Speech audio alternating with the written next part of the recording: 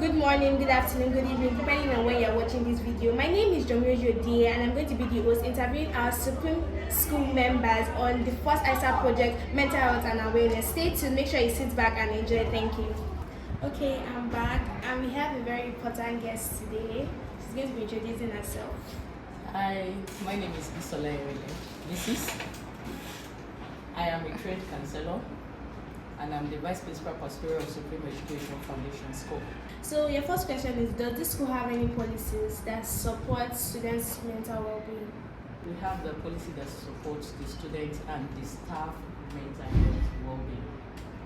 And this policy is to protect, to promote safe culture, because we know with good mental health there will be a cordial relationship with the students, and even the learning environment will be conducive. We have a policy that supports the school mental health. Thank you so much, ma. That was a great answer. What steps can management take to improve mental health awareness? Okay. The step has already been taken and we are not stopping on that. The one that we've taken so far is to enlighten the staff and the students on mental health, to create a safe place where the staff and the students can hear out their opinion and how they are feeling. And also we also organize a training for staff on mental health and safe space. We always do this termly, that is before resumption. And we have other organizations that we collaborate with, that is Side Child Employee Service Organization. They help in asking the staff, providing a room for the staff to hear out how they are feeling per day, and they also check up on the staff. I must say, Supreme is really the standard. Moving on, we have our wonderful school counselor here and we have some questions that she would love to answer. My name is Alera Sheke, Guidance Counselor, Supreme Education Foundation Schools. Ms. Alero, what role does the school counselor play in supporting students? School, we play various roles in supporting students. We play roles in terms of their academics, in terms of their behavior, and in terms of their emotional well-being. So as a school, that is the major roles that we play in order to ensure our students become balanced, become total students. How does the school handle cases of bullying or emotional distress? I want us to understand something. As a school that believes so strongly in child safeguarding and protection, we have zero tolerance for bullying. And I can tell you for sure that Supreme is one of those schools that is totally free, if not 100% free from bullying. But I can tell you for sure that we're totally free from bullying. But let's just have an instance whereby a student is involved in a bullying case and all of that. But don't forget, like I said, that we are a school that has to do with child protection and safeguarding. So when a student has issues like this, what we tend to do is we tend to look into it properly and we tend to ensure that situations like this do not occur. I really can't even place my hand on anything right now because, like I said before, we are a school that has zero tolerance for bullying. I am so glad that I'm a Supreme student. Thank you. Okay, we are back. Are you enjoying this? Because I am enjoying this. We have a very special guest who is part of the Supreme family. Her name is Oyebola Rashida Tiyago. I'm the Vice Principal Academics of Supreme High School. So I'm going to be asking you questions and I would really love for you to answer me. So your first question is, what programs does this school organize to promote mental health awareness? We organize a lot of talk, seminars and training for the children because we know mental health at this age is very key for children's well-being. So we organize a lot of formal talk, informal talk. We have the counseling units to put them through, and at times we invite special guests to come and educate them when we discover a kind of trend going on or we discover a kind of behavior going on. We quickly organize a training to quickly address it with our children. She said mental health is key. So your next question is, how can schools reduce stigma around mental health discussions? School like Supreme I've done a lot, because when children or students hear about mental health, they think of something else. They think maybe when somebody is not behaving well, has mental issue, craziness, madness. But for our children, we made them to know that it's about their well-being. It's about how they behave. It's about how they react to things. And we do this often to create a kind of awareness. When you are feeling not too good, you can quickly reach to an adult or a counseling unit to talk to. Just speak out. We make sure our children speak out without being afraid of anything. So we give them that boldness and that courage to always speak out, so that they will have clarity on issues. Thank you so much, ma'am. Guess what, guys? We have our one and only principal here with us. I'm Yusuf Abubakar, like she mentioned. I'm the principal of Supreme Education Foundation Schools. So I'm going to be asking you some questions which I would love for you to answer. Your first question is, how important is mental health awareness in schools today? Mental health is a foundation for effective learning. We believe that when students feel supported, when they feel safe, they're able to learn and learn well. The next question is, what future plans does this school have to improve mental health support? That's another very good question. Our future plans. We've done a lot as far as mental health and counseling is concerned. Already we're one of the few schools that have created a prefectship post for counseling. So we have a counseling and mental health prefects. So we're looking at a future where we're able to collaborate with external mental health advocates, where they're able to have regular sessions with the students, weekly basis, or even once in 2 weeks. Supreme Education is a wonderful school. I think you should think that too. Thank you. There's one thing to say that people support you, and there's another thing to show that you support others. And today we have our CEO with us right here.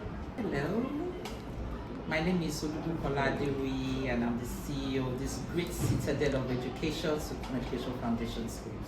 So my first question to you, CEO, is what are the most common mental health issues students face? Now, you would say that you've given me an expo on this already, but I must say that apart from the fact that you've shared with me the common one, which are the food disorders, the addictions, there's so much even from our perspective that we noticed more, which is usually anxiety as well, getting close to exam periods, parents' expectations of students.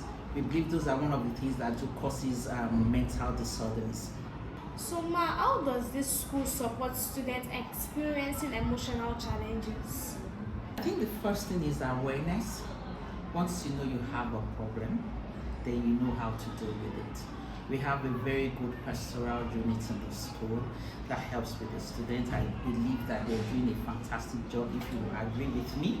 But most importantly, creating awareness at the school, like what you're doing, creating awareness that you are also able not just to help yourself, but also help the person next to you. I think that has helped greatly, and I can see the drip effect of it. It looks like we're doing something little, but it's spreading across the school, and I think we're much better for it. Thank you so much, Ma. We really appreciate it. Thank you guys for watching to this extent. We love you guys very much. I hope you're enjoying this, because I am enjoying this. And we have Nsigo with us right here. Hello, my name is Mrs. Immaculata Ibe. I'm the coordinator of high school and I teach English language and literature. Ma, the question I'm going to be asking you today is, how can school policy support both students and staff mental well-being? Mental well-being has been an issue that everybody is on, and we thank God that our young children are talking about it today. Okay, school policies have a way of supporting students and staff at the same time. When we have a supportive environment, the students feel loved. And when the staff care for the students, when staff show real genuine love for the students feel love and they blossom wherever they are.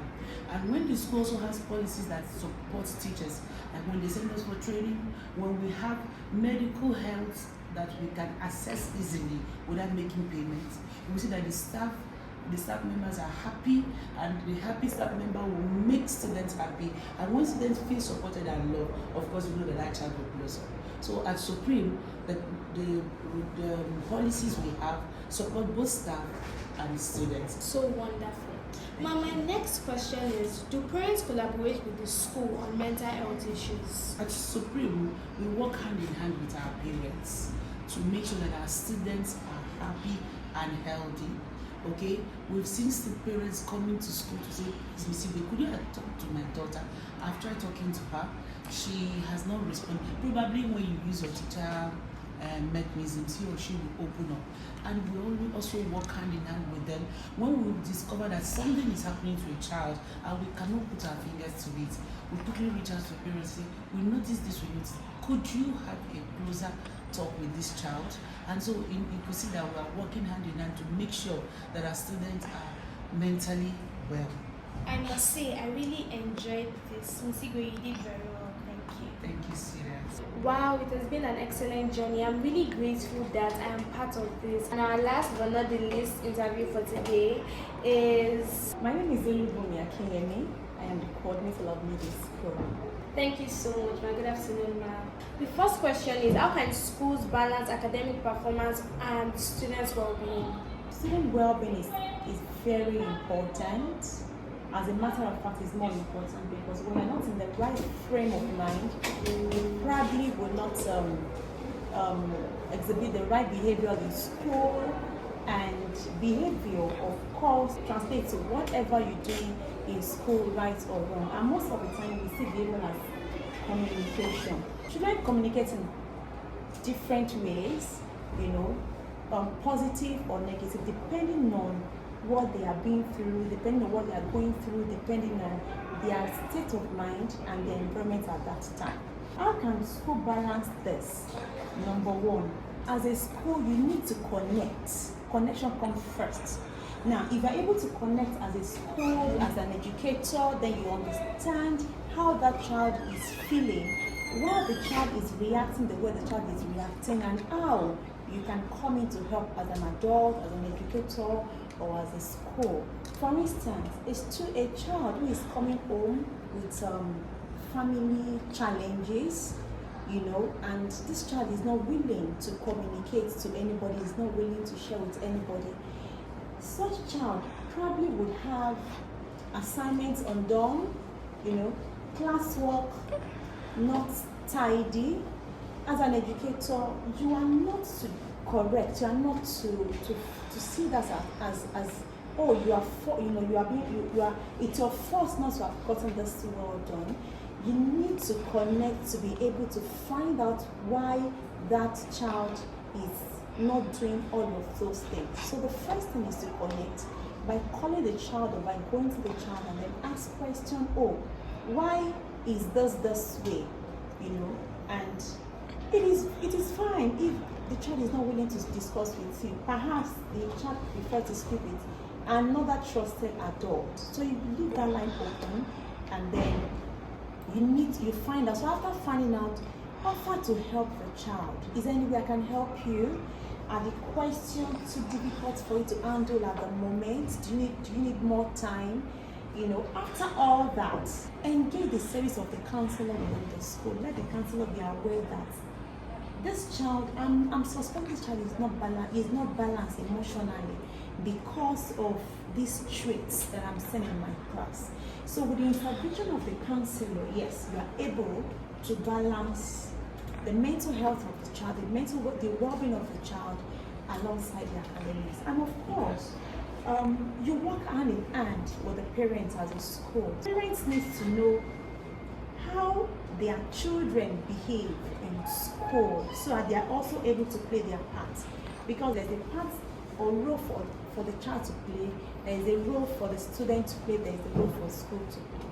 Wow, this was very amazing. To be in a school where they support students' mental health is to be lucky, because it's very great to be able to understand what mental health is, for the staff to be able to carry you along, to be able to care for you. Thank you so much for watching. If you watched to this extent, you deserve so much roses. Thank you so much. Bye.